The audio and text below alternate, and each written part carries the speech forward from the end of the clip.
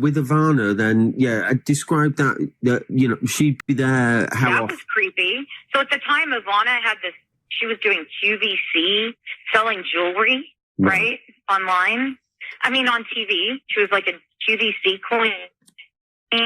Donald Trump. And Donald Trump was always hanging out with Epstein, and Ivana was always hanging out with Ghislaine.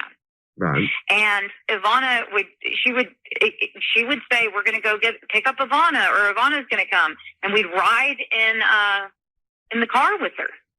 And I remember one occasion where Ghislaine's like, I have to get out right now. And she went and got a number from a child. And I saw in a uniform. Yeah.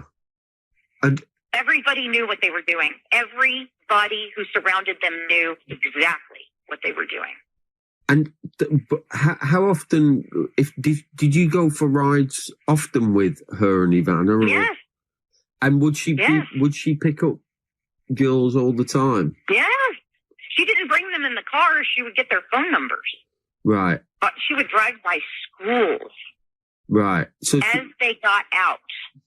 So would she? Yeah. And what's Ivana doing at this point? What are sitting in the car?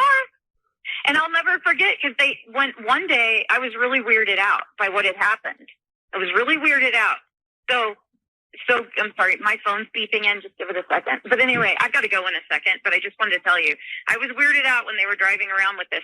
So Ghislaine, to shut me up, gave me one of those cheap bracelets Ivana was selling on QVC and said, Ivana wants you to have this.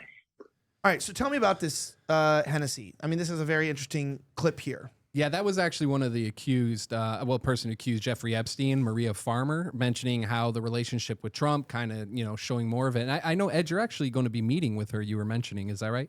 Yes. I'm actually meeting up with her tomorrow. And Maria Farmer? Maria Farmer. Oh, wow.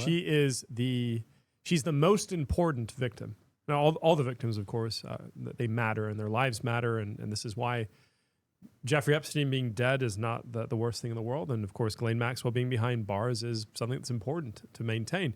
But Maria Farmer, she was the one that first reported Jeffrey Epstein to the FBI in 1996. It was her sister, Annie, who is the underage girl that Ghislaine Maxwell and Jeffrey Epstein were convicted of trafficking as the minor.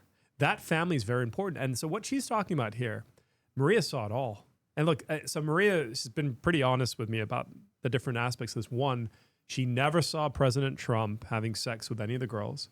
She does say that President Trump would visit quite often to Jeffrey Epstein's home, which is suspect, right? That home was at minimum a brothel, at maximum was the epicenter of the largest child sex trafficking ring in history. But with Maria remembers so much. She remembers riding around in a car with President Trump's former wife, Ivana. She knows that all the people that were essentially claiming to be victims, some of them at least, 12 of them, they got paid by the Jeffrey Epstein estate, a couple like $10 to $20 million each. She claims they were all actually lieutenants of Jeffrey Epstein. And why this is important, so today there are a lot of talking points out about this meeting between the Department of Justice and Ghislaine Maxwell. One of the things that Ghislaine Maxwell is basically dangling in front of the Department of Justice is, I'll name the other co-conspirators. Because that's what she was convicted of. Right? Yeah. So she was convicted as one of the co-conspirators of Jeffrey Epstein. And Henny, that's the funniest part about this whole thing is if there's no files, there's no evidence, then how is she a co-conspirator of anything, right? Yep. Here's the point. Maria can name them.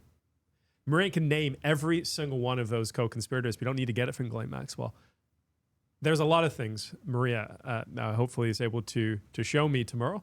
And it may be enough that we can kind of trump the MAGA narrative that's been coming out and maybe release something ourselves that might be more revealing that we'll get from the Department of Justice. Well, because her word is almost gospel, considering it was the reason that Epstein got locked up in the first place, which means that she's speaking the truth on these matters. You can't impugn her. She's the first victim. Yeah. We can hope that she would give as many details as possible. The cult is obviously going to be upset about this because they don't know how to be made fun of. Like, I think I'm self-deprecating. A lot of people here, you don't mind being self-deprecating. I mean, we're not like insanely just like, oh, I'm fat, every 5 minutes. But, the boys will jab at each other. Yeah. And this is, you're a public figure. They're just, jabbing at him. Just like Candace Owens is jabbing at Bridget McCron, which we'll talk about.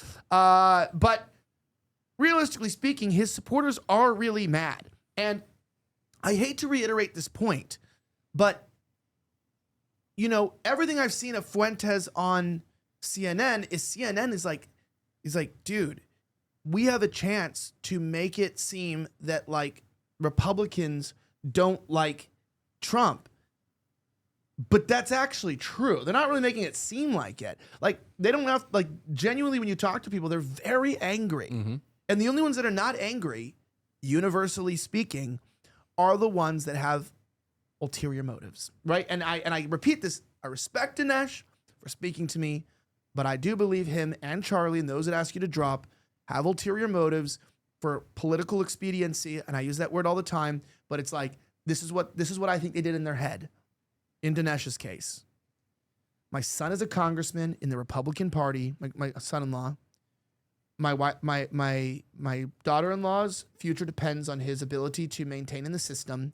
I am more influential than my son, not more powerful necessarily in government, more influential. I don't want to countersignal my children in their life. And also, they don't owe me anything. I don't know anything from them, but obviously a lot of my donors that help with my films and stuff are GOP guys. They're Trump guys. And it's going to be a lot harder to raise money, just like a lot of people don't go against Israel because it's going to be a lot harder to raise money and pay for stuff. They believe it, but they're like, I don't want to get into this. It's going to be hard to make money. He knows that it's going to be a tough road down the road because you're going to join the dissident. And what is the Republican Party going to do? They're going to do what the Democrats did when they censor us. Going to try to cut off our money, make sure that we don't have a voice. Rift is going to get a lot of shit from them in the future, for sure. I've already lost some stuff that I want to talk about today, which is like just been ghosted by a few people that I was making good money with. It's like, I think it's because they don't want to be with people that are not on the Trump train. And I'm not against Trump, but I'm against him on this issue. So I think you're trying to keep the Trump train on the tracks. I mean, this is the thing. Is like the criticism is so ridiculous. Look, Indian to Indian. All right, I'll tell you, Mr. Dinesh, I have a lot of respect for you. Do you want your daughter or your granddaughter to be groomed by the next Jeffrey Epstein? I mean, look, John McCain's daughter's friend was groomed by Jeffrey Epstein. Okay, the Republican Party, they have this issue. They've had so many of these freaking creepy, like they're not all pedophiles. Some of them, they want people like Braden. They're like, hey, I'll give $100,000 to RNC if I could have a private dinner with Braden Sorbo. You know, that's how. See, no one's offering this to me, but like, because he's protecting you for that. But this is the reality. Yeah, I'm protecting you from that because I don't want you to be like looking out for special interests. Yeah. True. We want people who are not from them to give us $100,000. Like, we want the $100,000, just not from them. Oh no. Yeah. But that's the point. Is that look, if Dinesh is being fair here, we're trying to create an environment where your granddaughter's not going to be raped. Okay. We're not the bad people here. And what's the point of having a son who's a congressman if you can't get anything done? Yeah.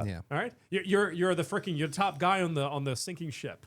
Okay. You're the captain of the Titanic. Right? It's not going to do anything for you in 20 years. And I do understand that perspective. It's a very Indian perspective, too. The Indians are so selfish. They're so self-centered when it comes to the progression of their careers. Look, the reason why America succeeded and India has failed, objectively speaking, is everyone's out for themselves in India. They'll literally sell out their own freaking cousin to rise in caste. Right? This country, there's at least a decent playing field. Right? We can sit at the table and we have different backgrounds, different educations, different monetary levels. But the point is we can come together on things that are, we consider to be shared values.